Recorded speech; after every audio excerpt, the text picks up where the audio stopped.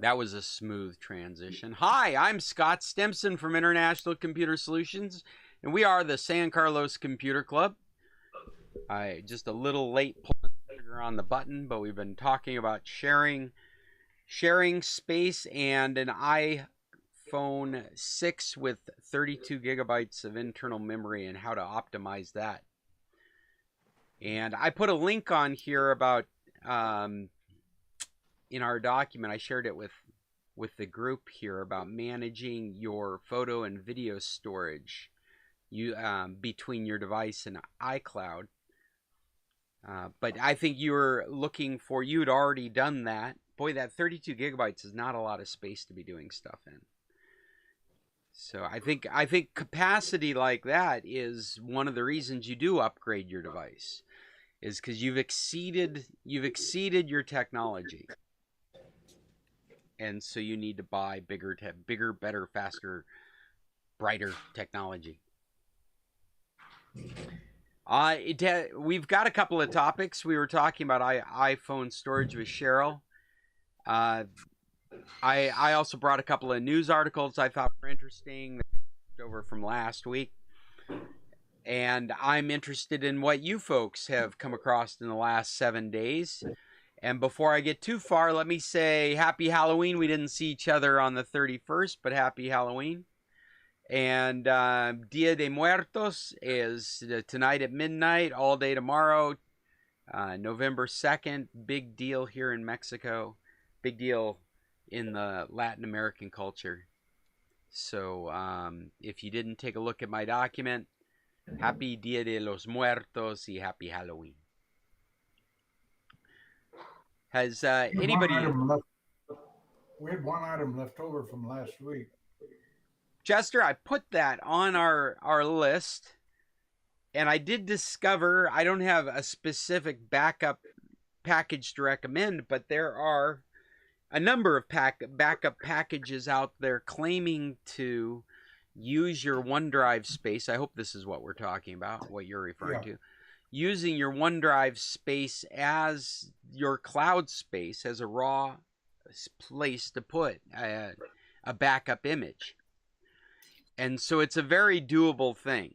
And so at this point, it would be a matter of reviewing those packages and determining which one people had the most confidence with.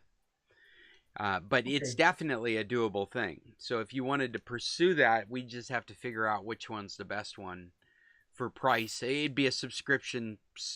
Well, no, it wouldn't be.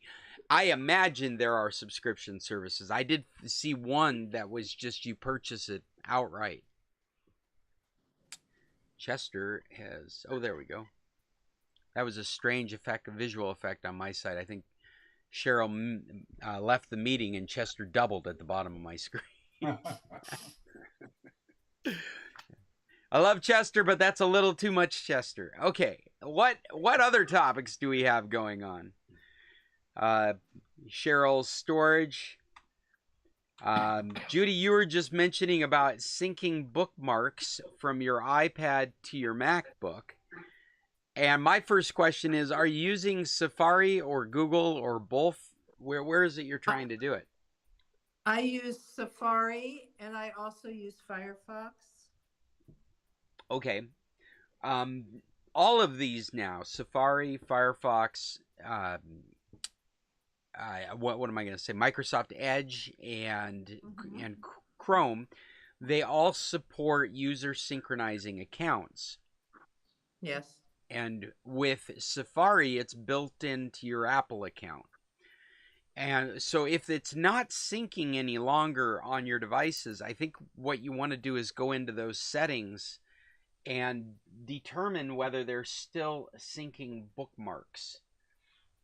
And I'm going to grab my iPhone here and go into settings just to verify that this is the case. I'm sure it's under iCloud. I would go into my Apple ID under iCloud and look in that list, and there should be a Safari button turned green. I don't. Are you under password and security, subscriptions, name, phone, numbers, emails? I'm trying to put it up on the screen right now. I don't know if you can see that.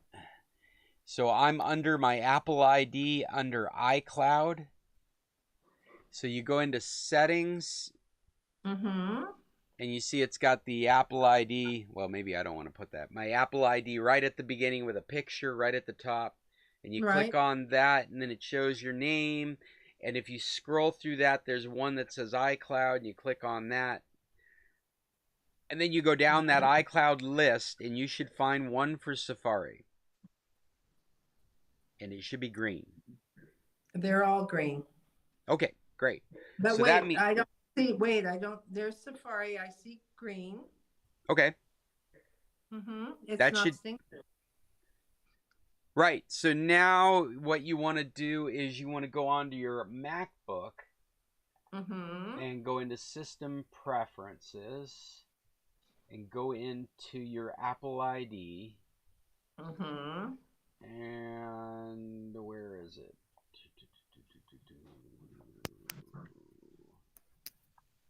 How come I can't scroll this? Oh, there it is. And there should be the same style list. Okay. Looks a little different because it's Mac OS. It's not iOS. Right. And you should find a Safari, and there should be a check mark next to that. Okay. Well, when we're at a point, I'll go and check it and see if it's got a check. Yeah.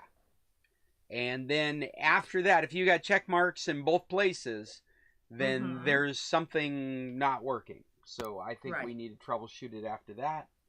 Okay. And I just want to verify it. Yeah, I don't see anything.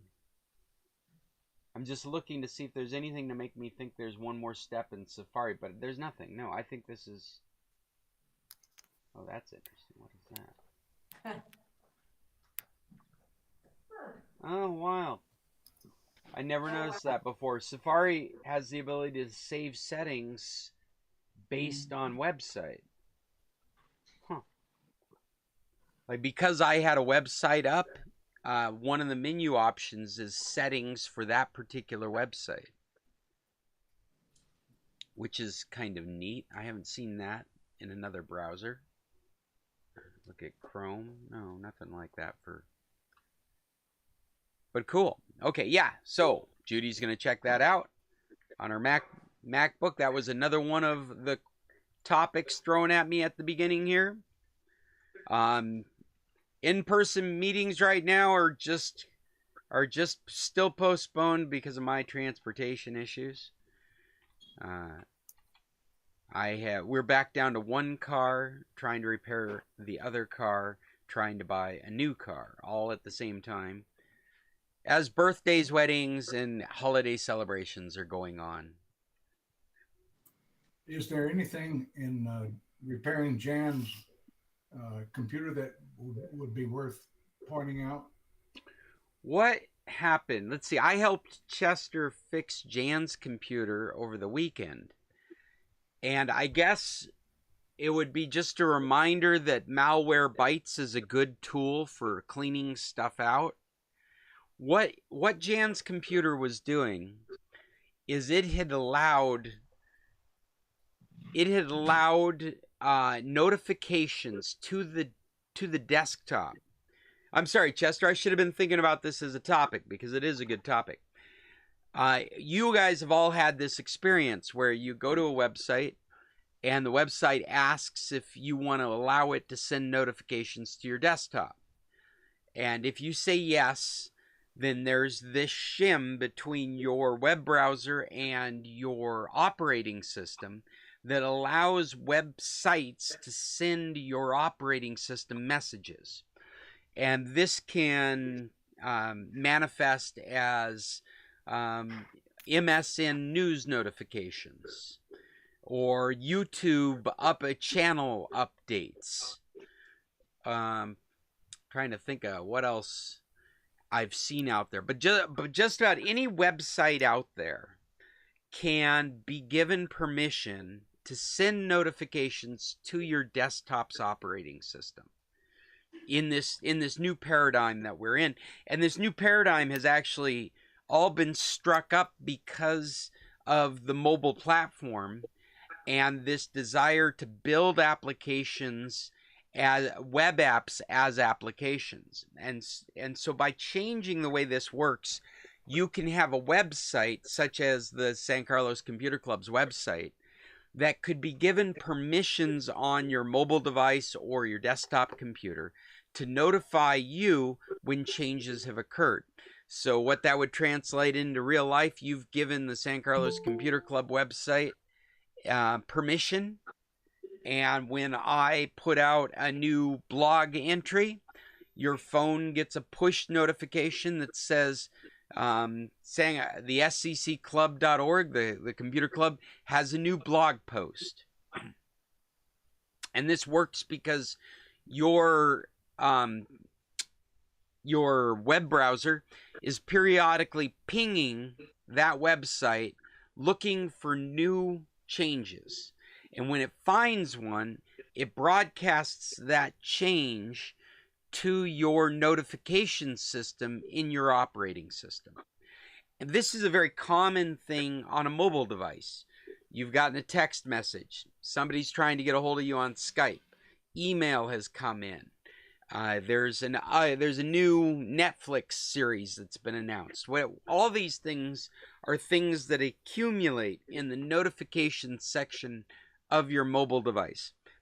It's a new concept in desktops. We didn't actually have stuff like this until probably about 5 years ago. When notification, no, a little longer than that, now that I think about that, because it seems to have showed up right around the time Windows 10 did. Both the Macintosh and Windows. In Windows 10, they created a notification section. I guess it was an extension from Windows 8, so maybe we even go back a little farther than that. Windows 8 also had, it was a cumbersome, ugly notification system, but it had no notification system. But around Windows 10 is when Macintosh started really putting out a notification system, and Windows started putting it out. My recommendation has always been, turn this system off. There's very little value in your desktop computer using this notification. If anything, it's really distracting. You're subscribed to a YouTube channel, and it's popping up the latest videos, and it's putting a little message on your screen saying such and such channel has a new YouTube video. It's going up into, if you don't know, you guys don't know what I'm talking about, I'll show you my screen here, and over in the lower right hand corner of Windows 10, there's the notifications section here on the column on the right, and it'll just fill up with notifications from your web browser. So if you followed me on this, if your eyes haven't glazed over, your ears haven't glazed over in all this conversation, the problem with Jan's computer was that a number of websites are out there that are spitting out pop-up ads. They're just there. They look like they have new content all the time. And Jan's web browser was set to let like a dozen of these websites send notifications to the notifications center. So without doing anything but turning on Chrome, it would start pinging these websites looking for new notifications. And these websites, being malicious, were set up to make it look like there was notifications, and so it would send back Jan's computer these notifications. I think I've said notifications too long. It's no longer a real word for me. My brain has turned it into garbage. Notifications.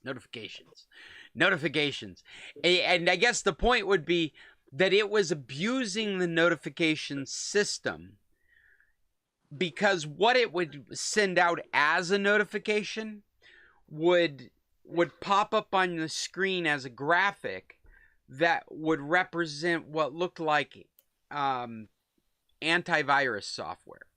So the notification you'd get that would pop up would look like it was from Norton's, saying you're infected, you need to upgrade your security.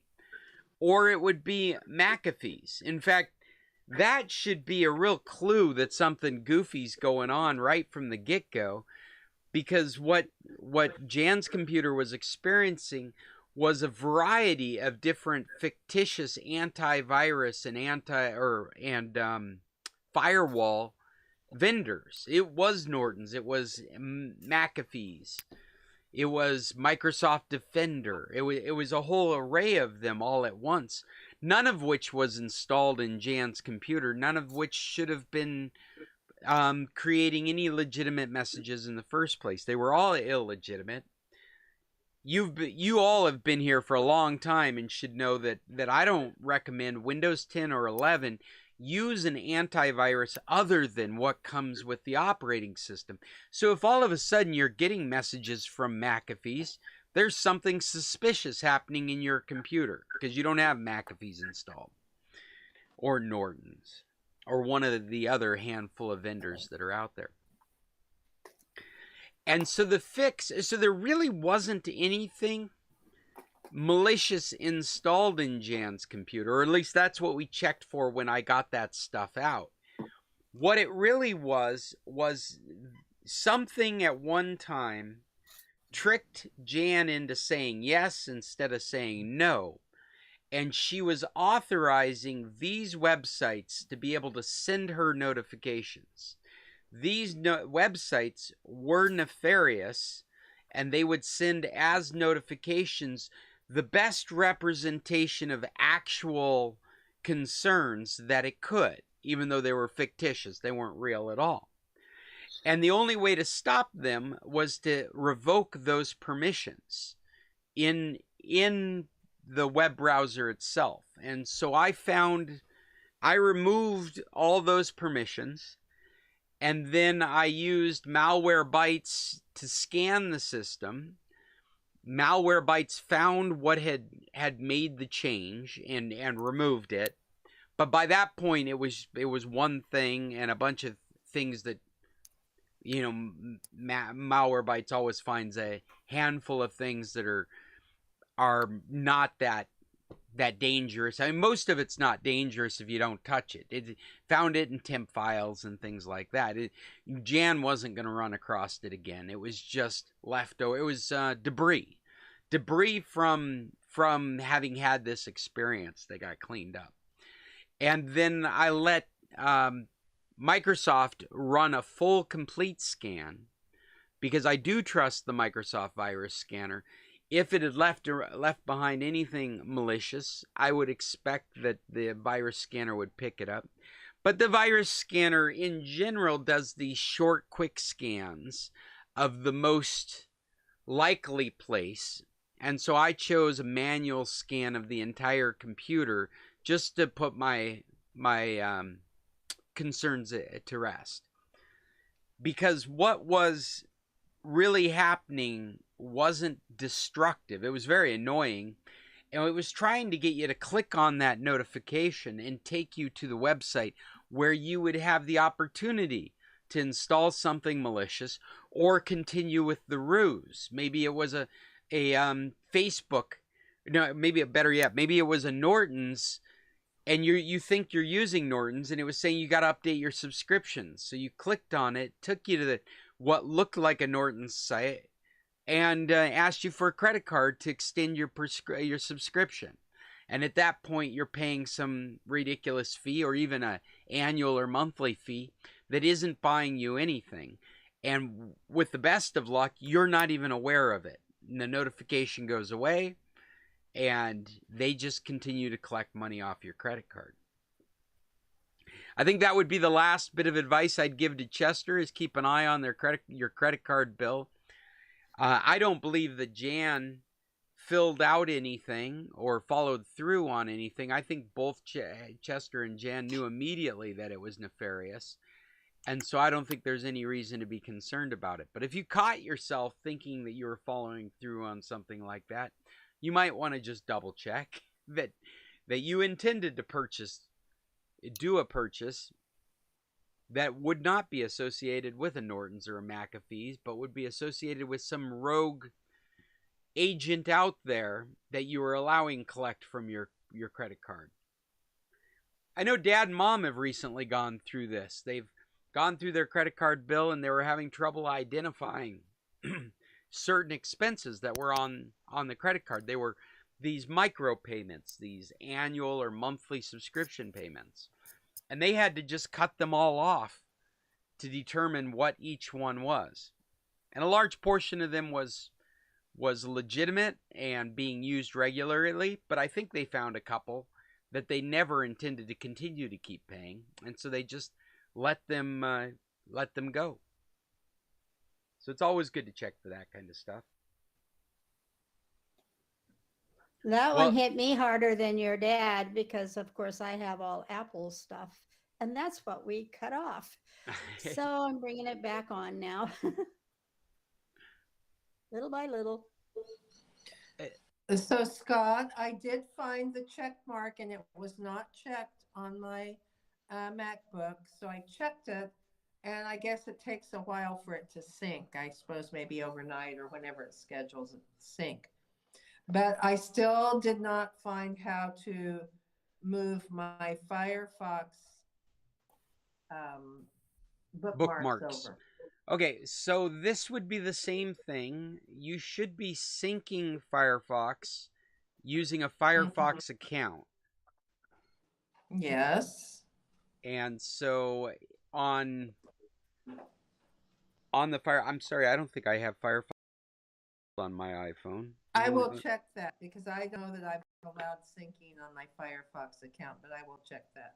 Yeah, because you'd need to be signed into the Firefox account on each, on the MacBook and on the version for your mobile device, for your iPhone or Android. It works the same on Android and on iPhone. Okay. Yeah. I will check that out. Thank you. Yes.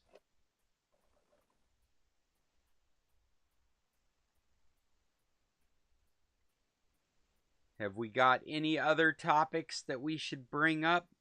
I was kind of all over the board with that one. That was all Jan's experience with. It was a very interesting. Thanks, Bill. It was a very interesting experience in malware in that it was not a piece of software causing Jan's problem. It was that these websites were allowed to send notifications, and by doing so, Chrome was going out and checking those websites for new content. And then it was creating this illusion of you're infected or your subscription is expired, as legitimately looking that way as possible in the notifications section of Windows 10. Another really big clue to this, I had said if it said it was from McAfee's or Norton's and you knew you weren't using that software, that's a big clue that this is just garbage. But another big clue as to what was going on, where to find the solution, was that every one of the notifications, no matter how beautiful they made the graphic to look like a Norton's graphic or a McAfee's, in very small print above the graphic, it made it clear in Windows it was coming from Chrome. It said Google's Chrome right above the graphic. And that was the indicator in the Windows 10 notification system who was creating these notifications. Now, if you're like me, you got half a dozen browsers installed. Any one of these browsers could have been causing this problem. You could have created this kind of permissions issue in Chrome, but your main browser is Firefox, and your Chrome's just sitting in the background running. It's popping off these messages. Somebody like me goes into your Firefox because that's what you use all the time, and I don't find that notifications in there. It's completely clean. If I hadn't noticed that it was from Chrome, I wouldn't have known where to go clean this stuff out. I don't like the notification system in the desktop environments. I find it distracting at the very least, and stuff like this at the very worst. When you're I just feel like when you're doing things in a desktop, it's different than a mobile device, and I don't want it popping up notifications at me. In Windows and on the Macintosh, there's a do not disturb kind of function for your notifications. This is not a topic I came here planning on talking about, but since we're talking about it, if you look at my screen, I've got my notifications window open, and this priority only is the do not disturb. If you were to click that little half moon, alarms only, it's called Focus Assist. That's why, and you can't see it because my picture's in front of it. I'm sorry about that. That's me. There we go. Let's take that off. If you're looking at my screen now, this is the notification system in Windows 10. There's Focus Assistant in the buttons here, one with a little half moon or a crescent moon. If you click that, mine's almost 100% on, priority only. There is also a priority system that's recently popped up in Windows 10, probably in the last couple of years. And I can say what's a priority. Like if it's a message that's known to be from my wife, I could consider that a priority. Or is it an alarm I set? I could consider that a priority. I have nothing set as a priority, so that means nothing's gonna bother me with notifications. You can also, there's another that's just alarms. So if you set alarms, both these are the same in my world because I haven't set priorities or alarms. So either one of them is a do not disturb me. And when you do that in Windows 10, then any of the notifications, emails that are coming in or websites that are popping up, they only accumulate in this column to the right. This column that we're looking at right there. They do not pop up as windows on your screen like Jan's were. They don't pop up as boxes in the lower right-hand corner. They just go over there. They don't have a sound associated with them. They don't have a pop-up associated with them. They just create this list. Then as far as your web browsers go, I say turn off notifications for everything. And we've talked about this at least once before, I remember. Because the language for shutting them off is very strange. I'll go into Chrome right now. I'll put that on my screen again. I don't even remember where they are in Chrome. I'm just going to search settings for notifications. Notifications. Where are we? Site settings. Oh yeah, notifications right here under site settings. Site can ask to send notifications. Use quieter. Oh, they've changed the name in this. Don't allow sites to send notifications. Well, you know what? That reads a lot better. Or at least maybe it reads better because I know what's going on. Let's turn off. Don't allow sites to send notifications. Oh, I know why this reads so well in this context and doesn't read well in general context. Is because what you want to do is you want to stop all sites from asking you the question, is it okay to send you notifications? That's the question that's driving us crazy on the desktop. Every website we go to is saying, would you like the New York Times to send you notifications? Would you like CNN to send you notifications? Would you like Fox News to send you notifications? And you are choosing allow or block. And what you really want is for the question to go away. And you can make it go away by selecting don't allow sites to send notifications. That turns off the question. That's what I've got on my screen now. Don't allow sites to send notifications. After that, it will no longer ask you if it's okay to send notifications to your operating system. Now, I just did that in Chrome, but every browser has this feature now because their sister feature is using the notification system that's integrated into your operating system, and it's on by default. Malware, but really. Messages. I'm just making a note here about Jan's malware, but not really malware problem. Is there any other topics or news or anything that people feel like they'd like to share in this meeting? I can go on to, I've got two very easy news topics from last week. They're even a little out of date. But I will entertain any discussion, answer any questions I can. Well, just to let you all know, we had hundreds of children trick-or-treating last night. I was one of them. Or I was bringing kids around. I didn't see you. What were you? Well, you know what? We forego. Yeah. I said he was Scott. I was me. I was a king, I guess, of hearts because I was with Yuya that was dressed as the Queen of Hearts. But I had a crown and a robe on. We didn't make it to Loma Del Mar. You know, we have teenage I was gonna kids. Say, I didn't see either one of you. Yeah, we didn't. We should have gone to Loma Del Mar, but we were having a time thing, and we wanted to get to the haunted house, and so we chose a different order and never made it to Loma Del Mar. Well, It we was had busy here 100 at Tequila too. we ran out of candy at our combined table of like 4 or 5 different houses. Yeah, there were kids Yeah. everywhere last night. Yeah. Well, no one came to our house. I kept watching, wondering if kids were going to come walking down the sidewalk, and there weren't any that came down this far. I guess it's just too dark. And And slippery. everybody's old, so there wasn't a lot of Halloween stuff out in our area.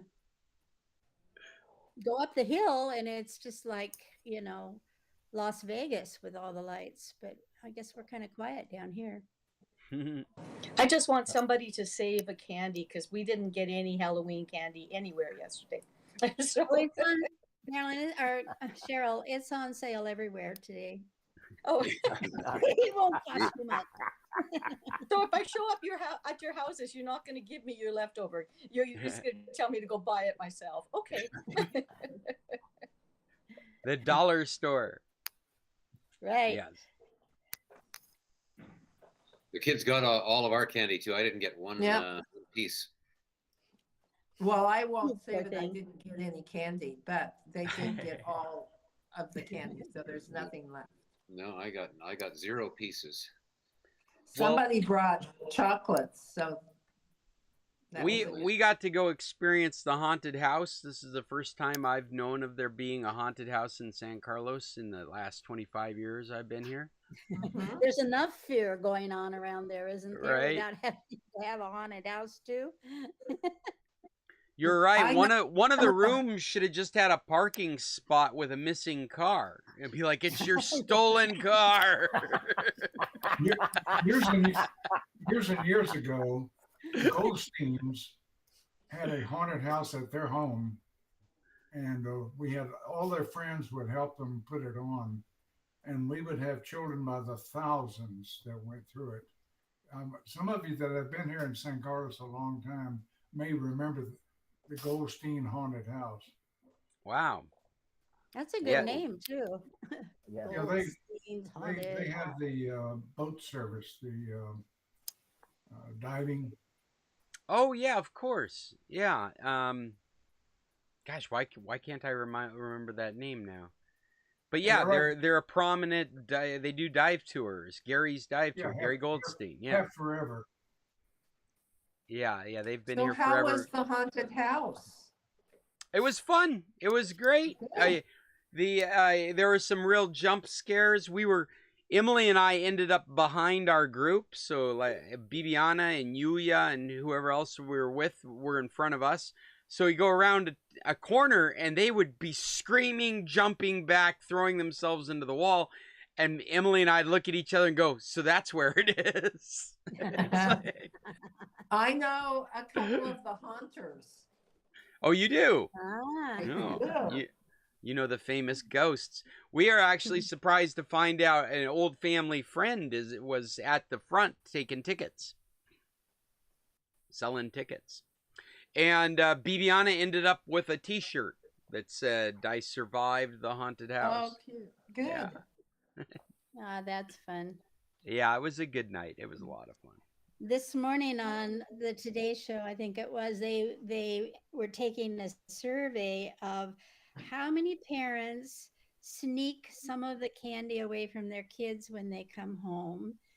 How many parents just take, they just take some of the candy. And then there was one other thing about how many parents did something or another, but not one of them asked the question that you were treated with, Scott, when you came home with a bucket load of candy.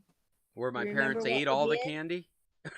Well, maybe, but you were rewarded. Do you remember what we did? Oh, that's right. We got paid for candy. I think Yeah, that's we probably paid a him. form of rationing. Well, the Yeah. problem is his dad and I could not, we wanted the candy, so we would buy the candy from them so they wouldn't have so much candy, and then we would eat all of it. It was ridiculous. It didn't help the figure at all. I don't I don't think our pattern fits into those questions either. Since the kids were infants, we've brought home this Halloween candy, and my kids have never been interested in hoarding their candy or hiding it. They just leave it out, and eventually Yuya scoops it up and pours it into a big container, and it's just she'll use it for piñatas that we might be having. Like, I bet we'll have Halloween candy in our Christmas piñata because my kids will not have eaten all their candy, and I'm like, you guys are the weirdest kids I know. It's like, why don't you eat this candy? Why am I not finding candy all over your bedroom? I don't understand. Yeah, I Now was you like, know why we bought Scott's candy, because he would have eaten it all in one sitting. Absolutely. He We at found 50 him, at wrappers 52 all years around. old, Scott will eat all his candy at one sitting. My kids will do things like hand out cookies to everyone in the room, and by the time they're getting to their cookie, they notice I don't have any left. They're starting on their first. I'm finishing my fourth. Oh, I know. We're I'm just and glad the they have human better chin impulse will come control than I do with that sad. stuff. They must have got that from their Yeah. mom. She could teach us a lot. Okay. 4 Well, minutes, Scott. okay, we are going to be switching over to another meeting in less than 4 minutes. How about a quick one? You know, today's the day the Netflix starts a discounted tier for $6.99 that will include ads. So if we didn't mention this before, you can get your ex or your child off your Netflix account because they have an option. They can watch advertisements and pay a lot less money for your Netflix account. It's $6.99 a month. I don't know what it's going to be in Mexico, but I do know it starts in Mexico. I think it's today, and it starts in Mexico and Canada today, and then it'll go on the 3rd. It will be in the United States, Australia, Brazil. Oh wait, maybe it's not today. Maybe it's the 3rd for everything. This article says it's the 3rd for everywhere. So, Anyway, Scott, it's happening this week. Yes, Bill. I sent you that one little article about the one TV, the company they now charge in order to use their TV.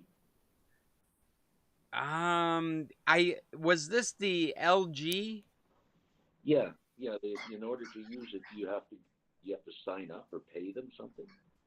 Well, it's not so much that as it is that LG has a channel system, very similar to how I described the Roku TV.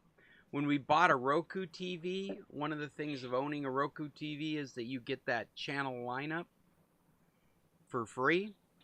But LG is tying their channel lineup to a subscription service. That's what you're talking about, right? I guess And so. Yeah. yeah, and so you're able to use the TV as a TV. Like, it's got inputs like HDMI inputs. It's a smart TV, so you can install Netflix on it, and you can watch Netflix or Hulu or whatever it is you use your smart TV for.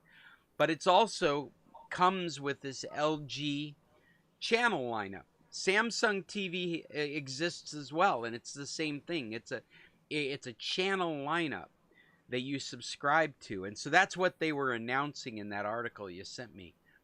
Okay. Except Samsung is free. Samsung is free, yes, and Roku is free, and I suspect because there's services out there like Plex and Pluto TV that LG's not going to get very far charging a subscription fee. They're gonna have to dance around it like a cable package. They're gonna have to give you some things in it that you can't get anywhere else. So I imagine that would be curated content. Like, maybe if you pay your LG subscription, you get an HBO channel, so you can get some movies on that lineup. I'm just a hypothetical. I don't really know. But I can't imagine that there's much when you got Roku, Samsung, Plex, Pluto, all providing channel lineups of this kind of format. They'll have to come up with something really special for people to want to make a investment in it. Our call is ending. Here we go. I'm moving over to the next meeting. I will see you all on the other side.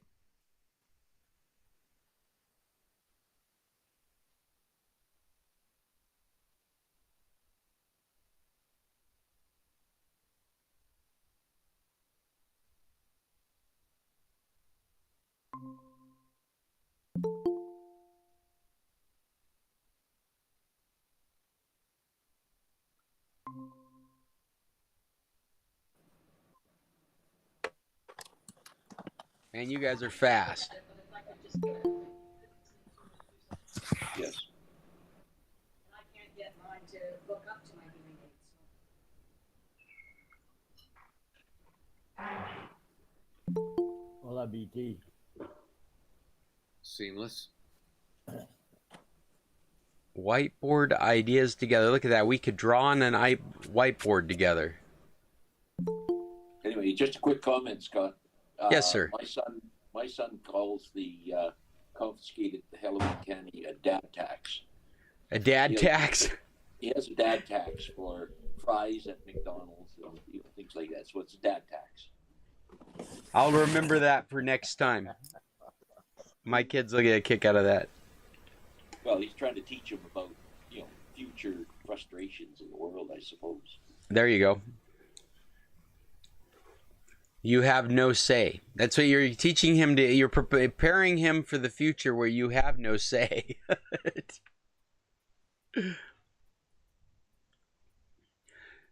So, yes, anyway, we were talking about Netflix. Netflix is going to have this lower tier. They've also, and we've talked about this a little bit, they've also made it very clear they're going to start cracking down on password sharing. And so both of these things are coming to fruition at the same time. A very cheap bottom tier Netflix subscription is now available, no more than $7 a month. And they're going to start looking into and making it painful for you to share your password with people outside of your account. So, yeah. They want to make it difficult for you to share your password, at the same time make it easy for people to buy a cheap Netflix account. Now, none of that has anything to do with the fact that Netflix has already got an ad platform built, and they've already sold all the advertising. So when they crank this on, they have an instant revenue generator. And so this will be the first time Netflix will have the revenue of subscriptions besides the revenue of advertisers. At first, it's going to supplement the loss in subscriptions that they've suffered over the last few quarters. But I wouldn't be surprised that if they're going to find a price point where people are very comfortable continuing with Netflix, even though it has ads, and the majority of their income is going to end up being from advertisers. I don't know what that does to its evaluation because I'm no stock person, but it just looks inevitable that's the revenue, or that's the model that they're following. And it comes right at the same time that both HBO and Disney are looking at doing the same thing.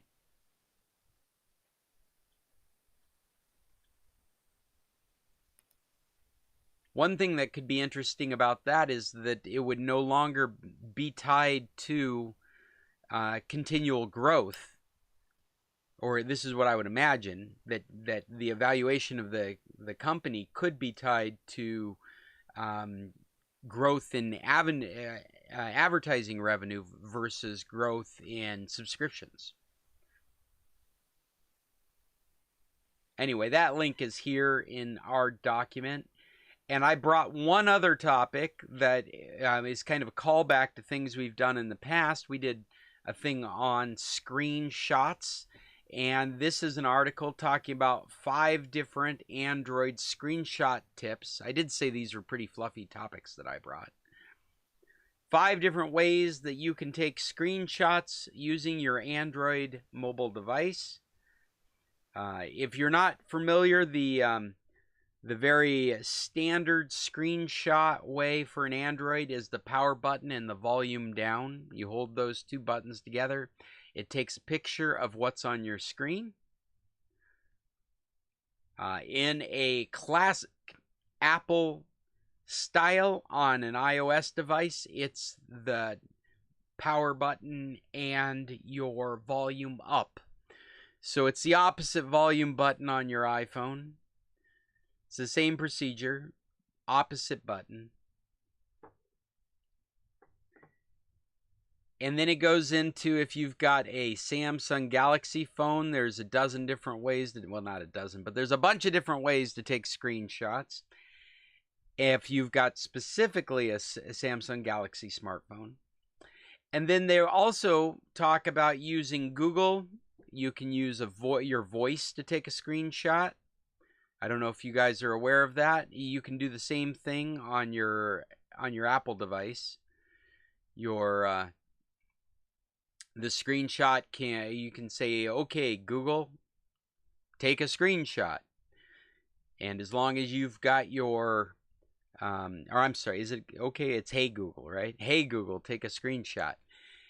And as long as you've got your phone set up for voice commands, which is not as common in the Android world as it is in the iOS world. There are a lot more people out there saying, hey Siri to their phone and having it respond than there are people saying, hey Google, and having their Android phone respond. It seems like if you're an Android person, you might have to turn that on, whereas if you're an iPhone user, you probably already have it turned on. But the point is, by having it on, you can say, take a screenshot, and it will take a picture of whatever's on the screen of your phone. So you can do it with your voice. It also talks about being able to draw on top of your screenshots. And this is in conjunction with the Android 11 and Android 12 revamping screenshots with an application that gives you a more robust set of tools to use on your screenshots. You also have this on iOS. I'd never paid attention to it till I got this iPhone. But when you take a screenshot, there's a set of tools either at the top or bottom of your screen, regardless of whether it's Android or iOS, that allow you to do things like highlight parts of the screenshot with a color, or draw circles or write notes on it. And this is before you decide to save it or send it on. You can see on my screen and in this picture of drawing on top, there's a share icon where you can click this after making the changes and share it on. Send it through Messenger or WhatsApp or Facebook. You can take a screenshot and you can annotate it. I annotate it. Many times when you're taking a screenshot, you actually are trying to pass it on to somebody else. You're looking at something on your screen going, oh, I got to show that to somebody else. And so this is a really nice feature to have in a screenshot. The screenshot is taken. It's on top of you in an editor. It's on the main screen of your phone in an editor. And you can circle whatever it is or highlight whatever it is. And then you can choose to send it off to somebody. And then there's some goofy stuff like tapping the back of your phone to take a screenshot. This can be set up also on iOS if you wanted to do this with an iPhone. But apparently it's something that can be set up in your accessibility, your system gestures. Again, I think you have to have Android 11 or 12. Anyway, it's a quick read. If you're interested in any of this kind of stuff, it's in How to Geek. And I've put a link in our document that I shared yesterday. And that reaches the end of the topics that I've brought along with me. I wonder if there's anyone out there that has anything, if that sparks any creative conversation, or if anybody has anything to add, or anything you've thought of just now that we should share. What's a car story? The car story. I did not get a test drive. They lied to me. They couldn't let me test drive it because it was sold.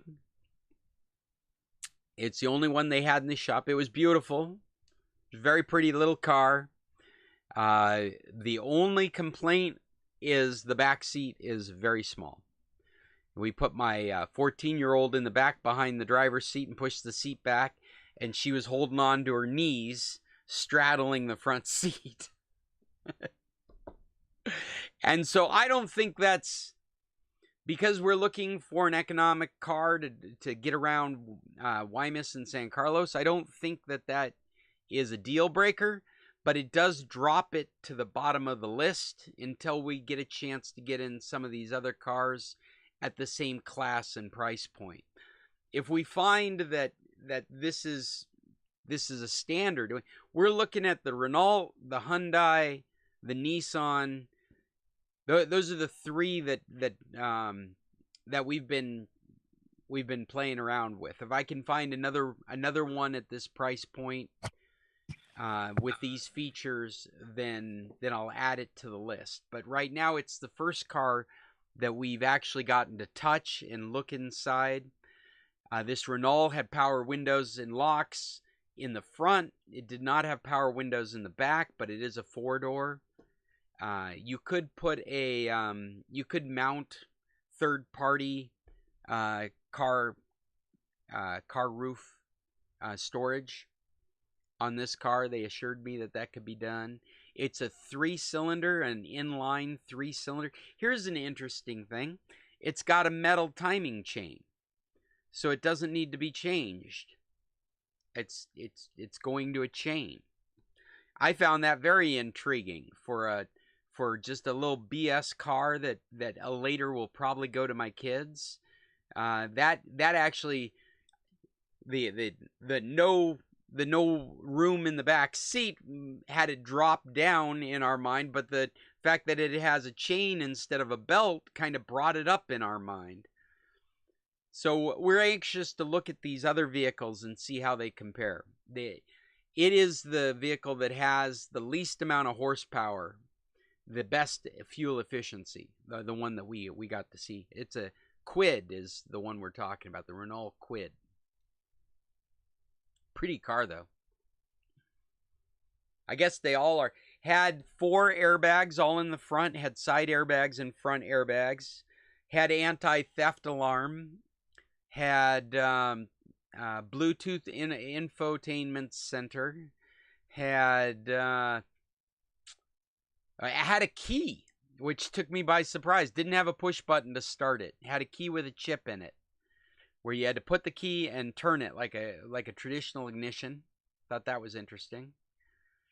I mean, that's not a plus or minus, just an oddity in this day and age. I've gotten used to these cars all having push buttons to start. It's a manual transmission in the price point we're looking at.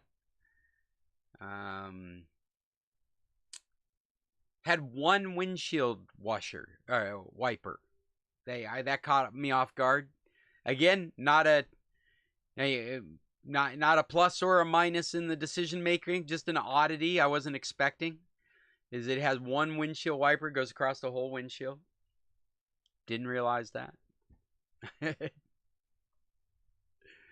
So we are anxious to look at the other cars. Hey, Scott, I would think a 1 windshield wiper would make the wiper very pricey.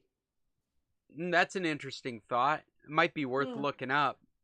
Mm-hmm. I mean, it would be all part of maintenance. So there's probably a maintenance cost somewhere out there on the internet for one of these cars. Somebody's got some idea what the maintenance is. I would say in San Carlos, a windshield wiper would not be a high priority. There's plenty of people out there cleaning windshields, right?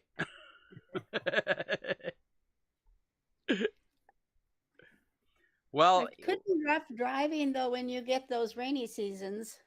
Yeah. Does it have a back windshield wiper too? Oh, that's a good question. You know, I didn't even notice.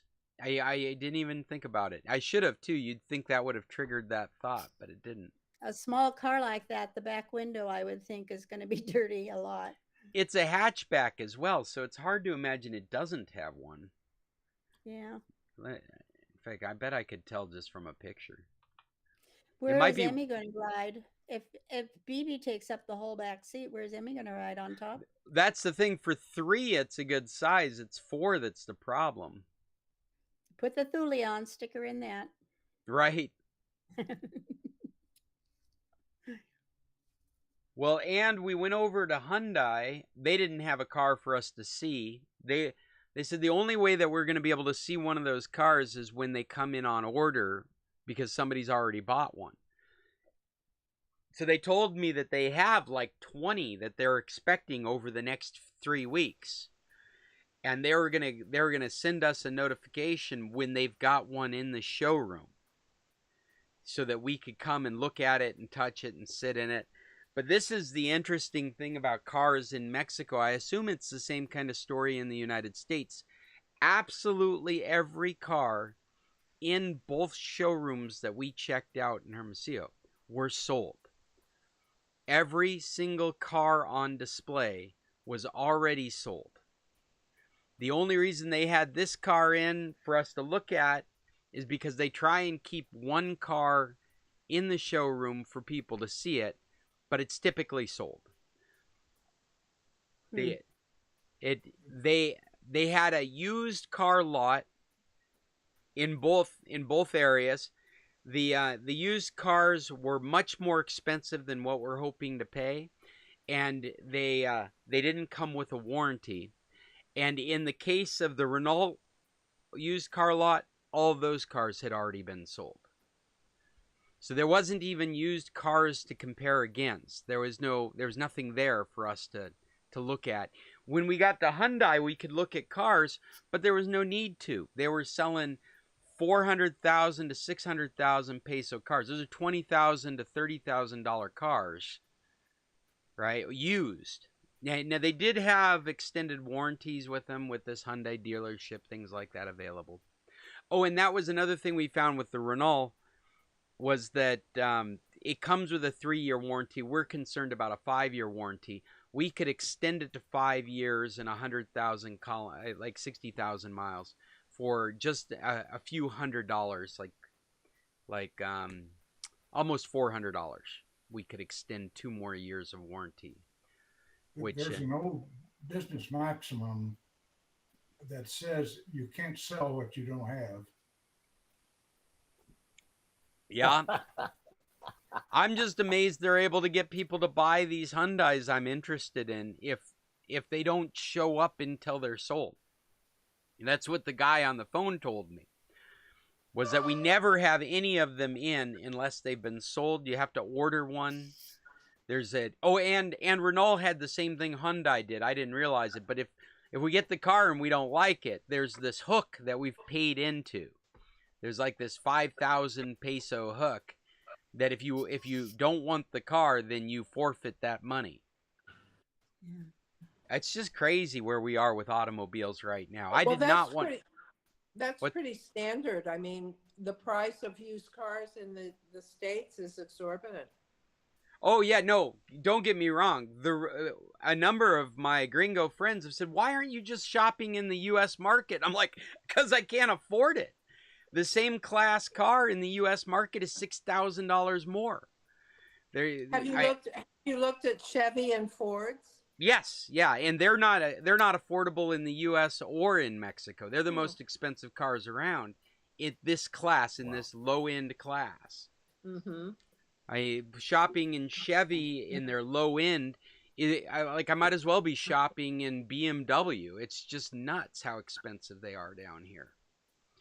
But these are cars that are built specifically for this low end of the market here in Mexico. They can't sell cars that people can't afford, and so these are what's popular in the Latin American market. And it's amazing the features they come with.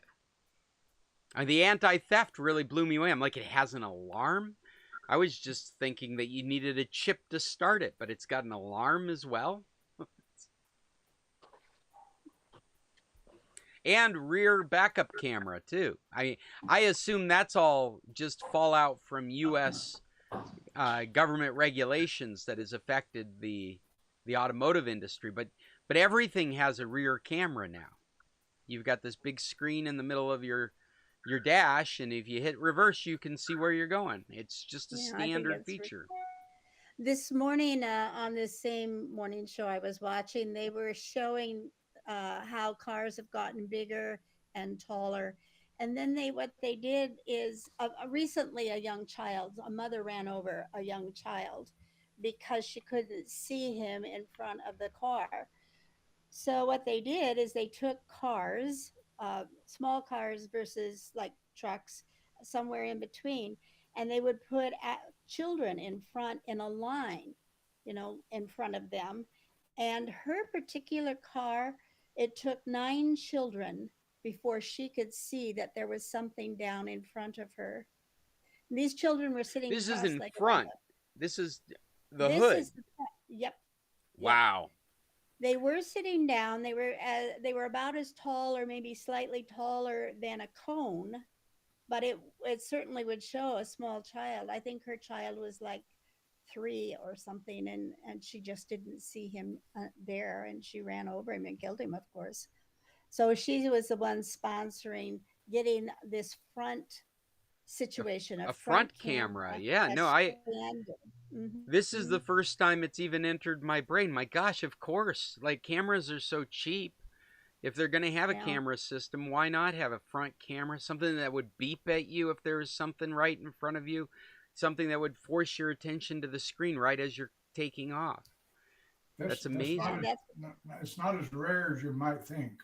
Oh, yeah? I've heard that kind of story over the years many times. Oh yeah, they told how many thousand have been killed just like in the last 5 years or some, that I didn't hang on to that number. I just know it was in the thousands.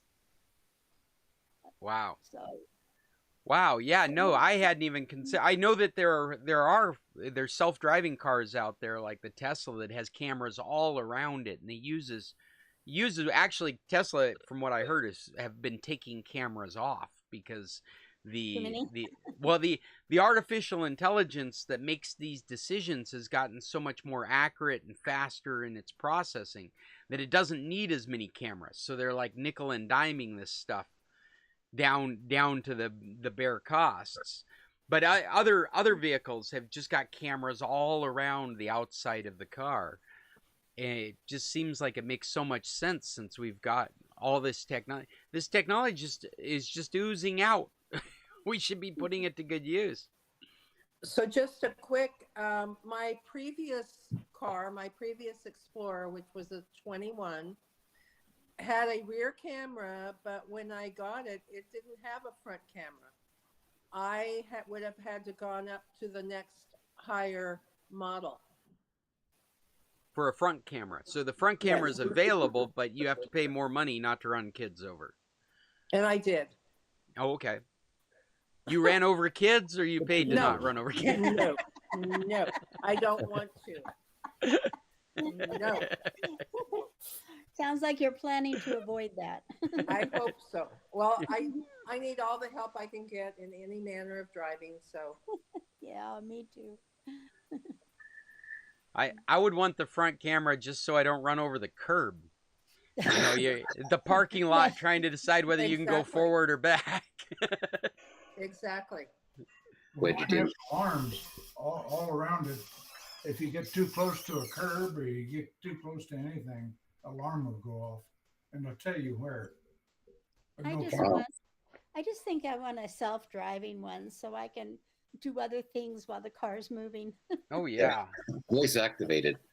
Yes, of course. Turn right here. No, right. I said right. Oh wait, I meant left. Take me to Maru. Yeah. Hey, I have a question for you, Scott. Is there a way that I can increase the clarity of the big picture? Like I've got you all the little icons at the one side of the screen, but the big picture is always very out of focus. Does everybody get that, or is it just me? Are you looking? Do you? I'm not sure what you've got on your screen. Can you share your Well, screen? yeah, you could if you want to, but when in the options there's a layout, and I've chosen the sidebar. Change And layout. the part that's in the main sidebar. screen. There we go. Yeah. Okay. Yeah. So it's very. Well, that's cool. I haven't even resolution. used the sidebar thing. Now, as far as let's see, I'm in the sidebar, I'm in the main right now, aren't I? You're in my main because you're talking. Yeah, but somebody else speaks, then they pop into the main picture. I might have to start using this sidebar. That's a really nice layout. But what you're saying is that it's blurry for you. Like you're coming in sharp and clear on mine. Yeah, and I'm and now you just up on the side, but in the main picture, it's always less resolution. I think that the only control that you have over this in Google Meets, I believe it's in settings. And under video, I'm just doing this on my screen. I don't know if you can see it. Under video, it says receive resolution and send resolution. The receive resolution, you can set it. Right now, it's on auto up to maximum. Okay, see, because I can't really read all the writing in yours. It's just like a fuzzy line that I can tell words, but not what the words are.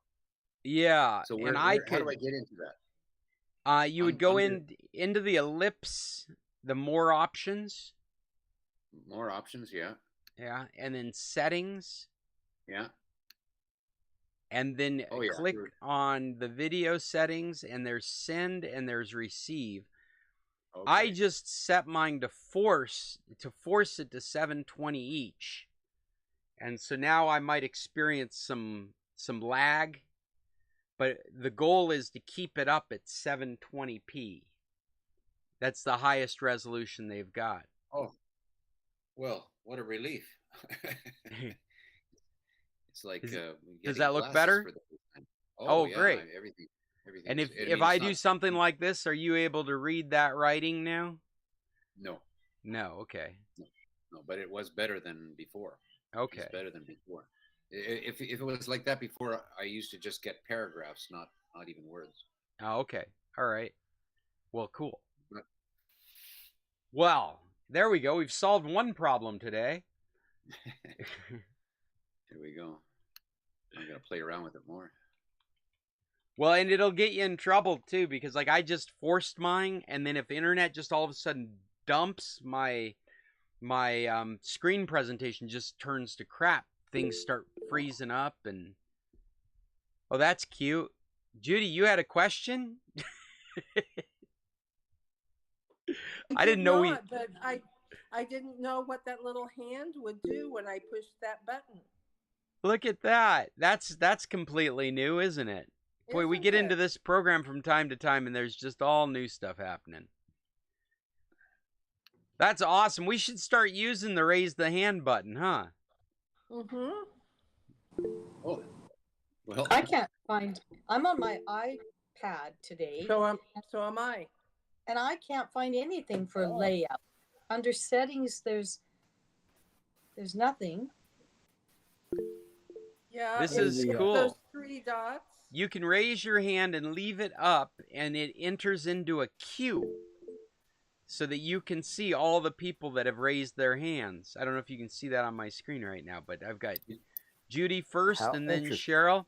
All right, no more talking on top of each other. You raise your hand, damn it, like you're in grade school. I have the 3 buttons, but I don't have anything that says layout on my screen. I've got add others, in-call message, share screen, show caption, report a problem, report abuse. That's it. Well, you're on an iPad, right? So am I. But you've got it on your iPad. The layout. Yes. This layout that I'm projecting right now. Well, that's odd. Who's got the newer iPad? I do. Yeah. That's really weird. So So maybe it's- you have you double checked to make sure you've got the latest version of Meet installed? Mm, Because this hand raising thing, that would probably take up storage in my Google account. I bet you're running an. Oh no, it wouldn't take up storage in your Google account, but yeah, it would take up I'm not storage gonna on your believe you. iPad. But this hand raising has to be a direct result of a newer version of Google Meet. I sure didn't see it before, and I don't know how long this sidebar presentation has been available, but it wasn't. I didn't have this months ago when I was setting up presentations, which is pretty cool. I may start using it. I always thought it was there since I've been on here, and but I've just turned on the captions, and that's great if you're, you know. Yeah, captions has been around for a long time now. Yeah, but I haven't used it, so it's very good. Very cool. Well, since we've run out of tech topics and maybe San Carlos topics, and Judy, is that a hand raised? Because we've got a button. We've got a button for that now. I have my hand raised and nobody responded. Okay, what's your question? Gosh, I've forgotten by now. Ah, No, I do work on an iPad, Cheryl, and when I click the three dots in a line next to the red hang up button, I get whiteboard, change layout, full screen, switch camera, visual effects, all that stuff. well, mine is the same as that, down to full screen, and then it's open picture in picture. This is on the desktop. Oh, this is an iPad. Yeah, but the first top three that you rattled off are exactly the same on the desktop. There must be a new app. I would check and see if you've got the newest app installed. And there's weird stuff going on because they merged Meet and Hangouts together. And to this day, I've still got two different Meets on my device. I've got what they call the original Meet. Let me look at it. Yeah, Meet, and then in parens it says original. Oop. And then I've got Meet. So I've got like the Meet that was the original version of Meet that we would use, and then I've got the Meet that's the new merging of what was Hangouts with Meet. So maybe that's still going on, and you've got one or the other. On the desktop, it's much easier because we just go to meet.google.com and whatever is the latest client comes up. But on your device... Mine says Meet Original. Yeah. In fact, I wonder if... Let me go into Meet Original on my device and see if I have the same thing going on you do. Turn off And that. mine says meet.google.com. Yeah, there is no layout option in this original. What's yours say? Judy, say that again. Meet.google.com, the same as yours. Oh, are you doing that through a web browser? I click on the link in your email. But are you going to Safari or are you going into Meet? I click on that link in your email, and I believe it goes to Safari. Okay. So that's even different there. You're doing it through a web browser instead of through the Meet client that's available on your device. Right. No, I just click the email and it opens in Safari. That's what I do too. So it could be that, Cheryl, if you're doing it in Safari, you'd get those tools. Doing it in the web browser, every time you go to it, you get whatever the latest version of Google Meet's client is.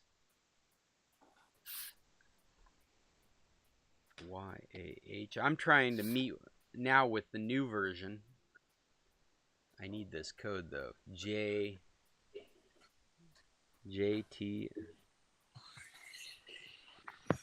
What happens if you just click on it in the email, Scott? Well, it would do the same thing. It would take me to Safari and probably work. Right. But that doesn't explain why it's not in the client. But if it is in the new client and not in the old client, that would explain it.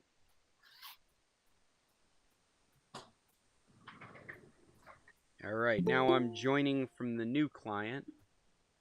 Look at need permission to get in. Ooh, this looks different.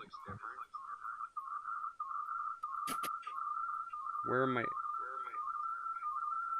Sounds different too.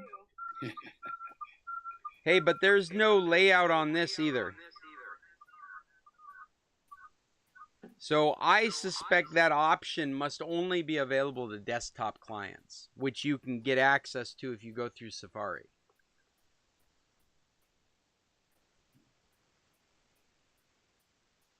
But using that, and that was definitely the new Meet, the one that was merged with Hangouts, because it had a list of all my Hangout conversations from way back when I used to use Hangout with the kids and helping customers. It had all these different Hangout historic references, but it was Meet that was coming up. Well, Mom's got her hand up. What's going on, Mom? You got a question? I'm just testing my hand. Okay. It works. It's effective. I've got the captions. I can't figure out how they do them so fast, but it works. Whenever you look at a technology like that, just keep that in mind when you're thinking about, is it possible for them to process all my personal data all at once very quickly? Could they possibly have stored every click that I've ever made my entire life? Yes is the answer to that question. Yes is the answer. Cheryl, you've raised your hand. Do you have another question? I have a recommendation of an app. Oh, great. I was leading into recommendations, so this is a great way to start. What do you got? It's called iSpreadsheet, and I use it on my iPhone, and I'm using the free version. I downloaded it during our computer club a couple of weeks ago. I remember. And it's working really well. It's easy to put formulas in. The spreadsheet looks pretty good. Easy to learn. I do get an ad every so often when I open the app, and I just go directly, continue to app, and away it goes. But it's a free thing, and it keeps them as spreadsheets. I'm just curious, what made you choose to use this instead of Excel? Since there's a free offering of Excel on your platform that are needed. And I wondered if maybe you had some very complicated spreadsheet needs that just didn't meet the criteria of the free Excel. I honestly would think the Excel is what most people would be drawn to just from their previous Excel or their previous spreadsheet experiences. Well, I used Excel. I've taught Excel and all that kind of stuff, but I just pushed on it. It's on my iPhone, and it is downloading from the iCloud as an app, and it's taking a very long time. So back to the iPhone storage, I think. Well, yeah, I don't know which would be better under any given circumstance, but that is definitely a model where they are sending you ads and you're going to pay to get them turned off. Whereas if you already had a Microsoft subscription, even if you don't, that's not what you expect from the Microsoft products, with the caveat that they have been known to advertise their own products. Like you could be in an Excel and have it recommending Microsoft Word.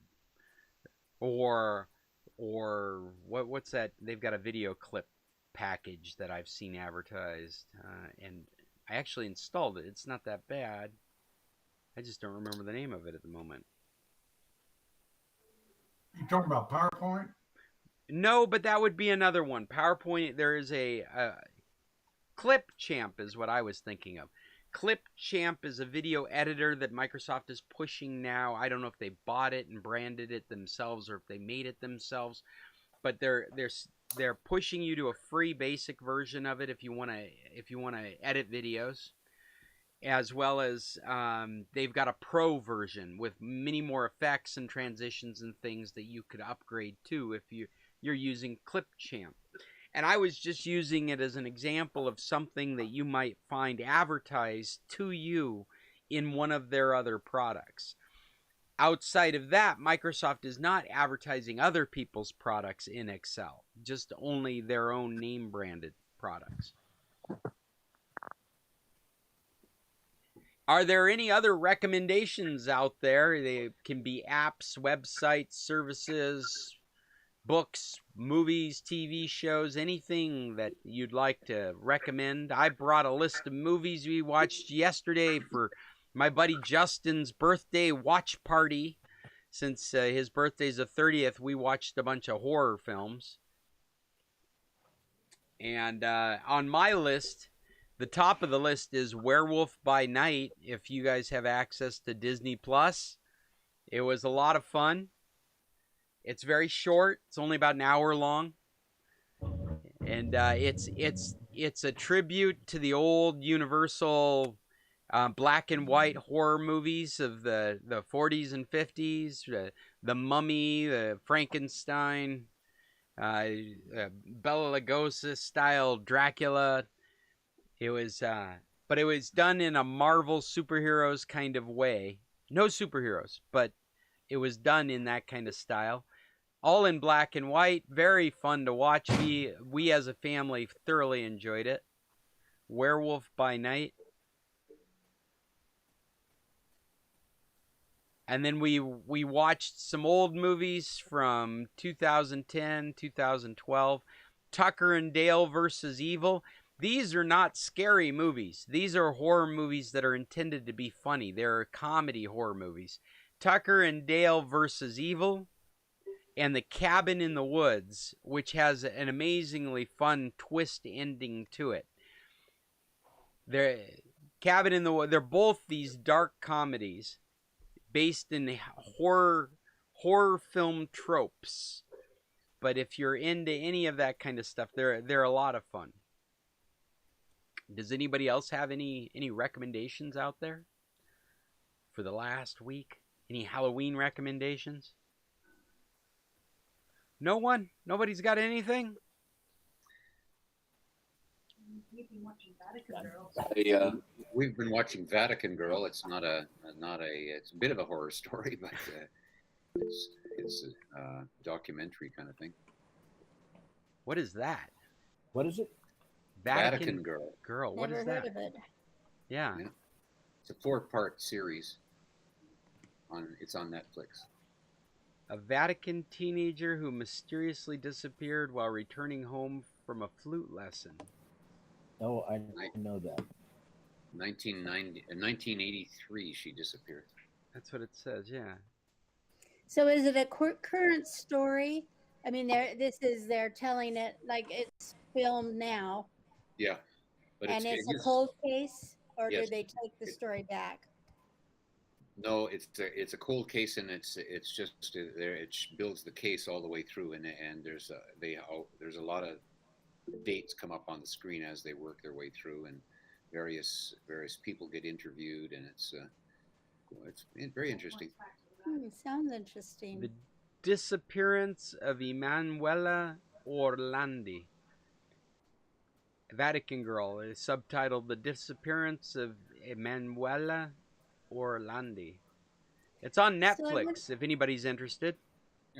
So I'm wondering why they call it Vatican Girl. Did she disappear at the Vatican? Is that where Vatican her flute lesson City. was? Well, Vatican City is very small, and it's inside Rome. It's about 0.2 of a square mile.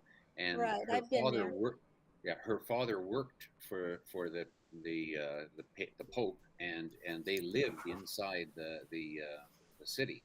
So when she would go out to her school in Rome and out to her lessons in Rome, so it's a cold case, but it's in those two jurisdictions because she lived in the Vatican, but some of it takes place a lot other places in the world, even some of it's London.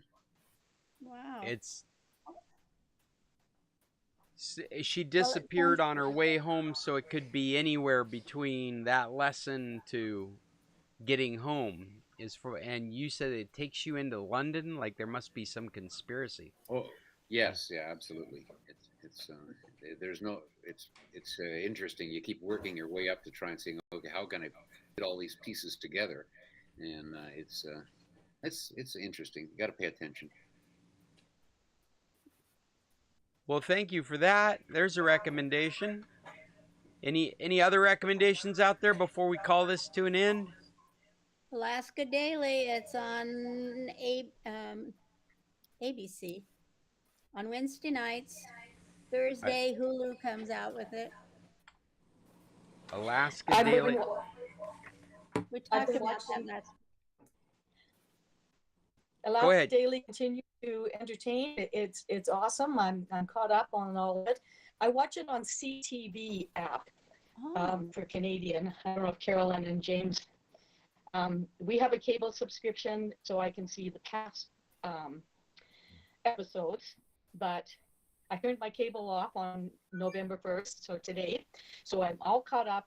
But every week, the day after it's on TV, it's on the app, and it's open for a week. So that's why I watch it. I have not had a chance to check it out, but I definitely want to. Neither have I, but I will. thank you. I All right. I watched All's Quiet on the Western Front, the new version of it last night. Oh And yeah, it's how an was that? awesome war movie. It's awesome if you like war movies and realistic war movies. It's right up there. Which one was that? All's Quiet on the Western Front. Oh yeah. I mean, you got to go. Yeah, I've been I think reading you gotta about go that. to Stremio to get it right now. I think it's on Netflix right now. Yeah, it's being Yes, advertised. it is. It's open on Netflix. Okay. Yeah, I think it's on Netflix right now. I tried to start it and it was really pretty gory at the beginning, so I switched over to Caprini or whatever the cop's name is.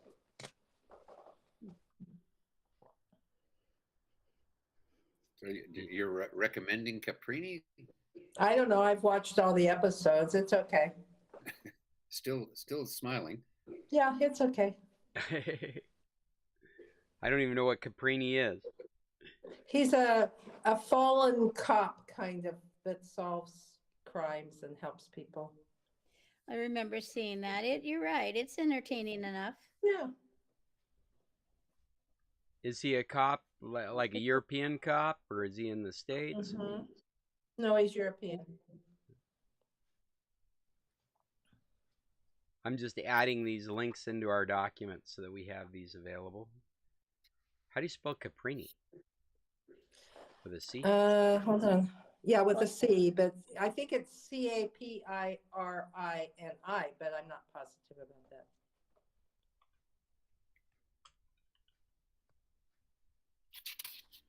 Is that one on Netflix too?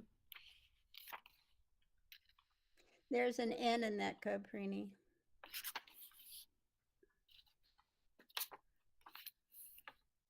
Is it Captini? No. Cabrini? Wait, it's with a B, not a P. Is that right? No, I think it's P. It's B. I don't know. I can't seem to spell it correctly.